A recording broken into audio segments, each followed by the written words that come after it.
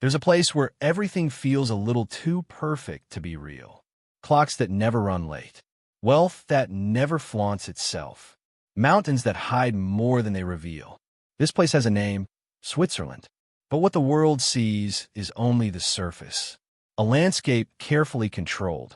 A showcase meticulously arranged. What comes next isn't tourism. It's raw truth. You're about to discover the side of Switzerland it prefers to keep quiet. And when this video ends, you may never look at this country the same way again. It sounds like something straight out of a spy movie, but it's real. Hidden beneath the Alps lies an underground city built to withstand the apocalypse. With hospitals, schools, power stations, and enough food to sustain thousands, this concrete labyrinth was constructed at the height of the Cold War. Officially, it was just a shelter. In reality, it was a parallel state, designed to keep functioning even if the outside world collapsed. The most unsettling part? No one talks about it. The files have been declassified, yet the public still acts as if nothing ever happened. An institutional silence, as if neutrality itself had a basement.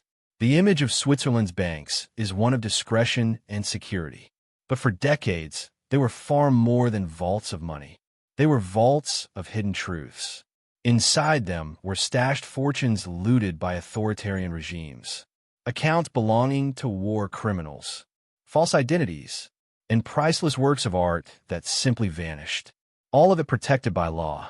The country's financial institutions used neutrality as a shield, not to ask questions and often not to answer them.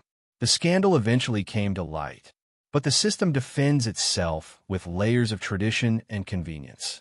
And now, imagine how many secrets still lie locked away, waiting, perhaps forever, never to be uncovered.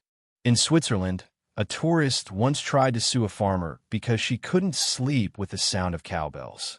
She lost, because the cowbell isn't just a rural accessory. It's a national symbol, a tradition protected by law. That sound isn't noise, it's culture. More than that, it's national pride. To complain about it is to insult the country's very identity. Even if you can't sleep, even if it makes you sick, the message is clear. Here, tradition comes before well-being. And if you can't adapt, that's your problem. Officially, Switzerland is a neutral country, but its military structure is one of the most complex and prepared in all of Europe. Young men are required to undergo military training. Everyone knows where the nearest bunker is.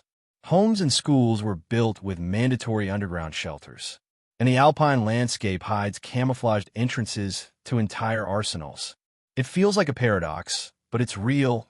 Switzerland's neutrality is maintained through a constant state of readiness for chaos. An armed peace, silent, and deeply unsettling. Zermatt is a charming village tucked away in the mountains, but it's also a controlled social experiment. No cars are allowed. Engines are forbidden, and the silence is so absolute, you can hear your own heartbeat. Raise your voice, and you risk a fine. Everything must remain smooth, quiet, predictable. It feels like a dream, but it also feels like surveillance. Here, noise isn't just a nuisance. It's considered a flaw in the system, as if living in peace required a near-dystopian control of sound, of behavior, of expression. Now imagine a place where, by law, no man can enter. None. Since the 11th century, this place exists, on an island in Switzerland, where a convent has remained closed to men for over 900 years. No priests, no workers, no tourists. If a man even tries to approach, an alarm is triggered.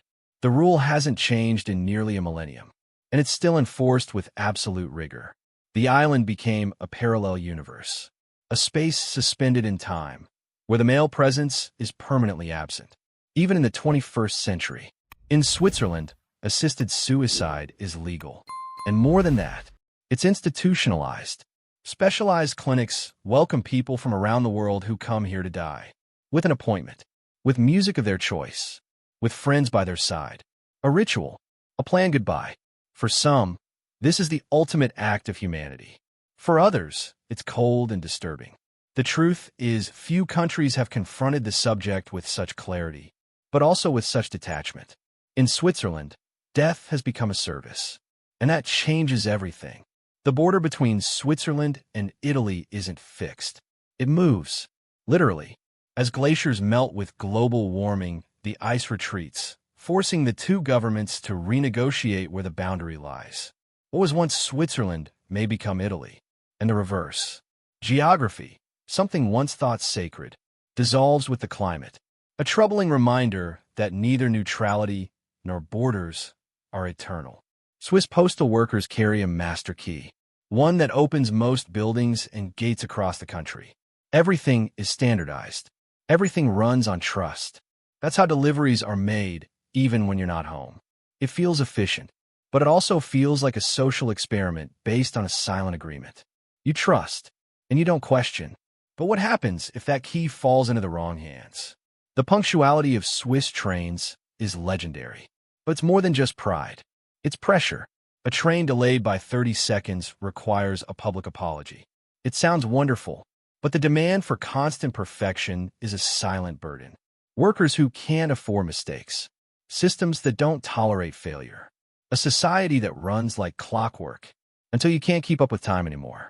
Switzerland built bridges and tunnels designed to explode at the push of a button. Hidden across the mountains and highways are explosives embedded into the very fabric of national infrastructure. Bridges, tunnels, viaducts, carefully engineered with secret compartments for charges that could be detonated instantly in case of invasion. These are known as demolition obstacles, and their purpose is clear: to stop enemy forces by destroying strategic routes in an instant.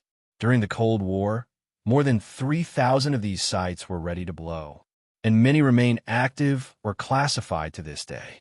It's all part of a doctrine known as total defense. Now imagine this. You're crossing a beautiful bridge in the Alps without realizing it could turn to dust with a single command. Switzerland turned its landscape into an invisible trap, a beauty that could explode at any moment. Now that you've seen this hidden face of Switzerland, tell me, is perfection really the same as peace? Or is it a kind of control disguised as harmony? Drop your thoughts in the comments, and share this video with anyone who still thinks Switzerland is nothing more than chocolate, cheese, and mountains.